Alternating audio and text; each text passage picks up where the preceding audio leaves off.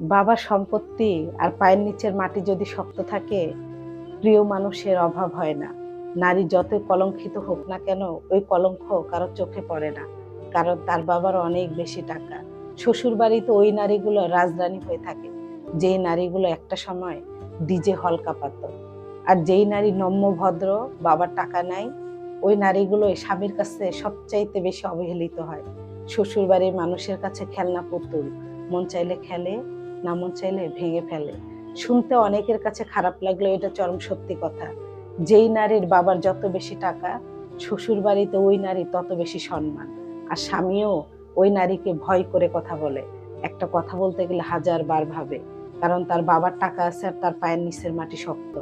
জানে ওই নারীর স্বামী চলে গেলে কিছুই হবে না।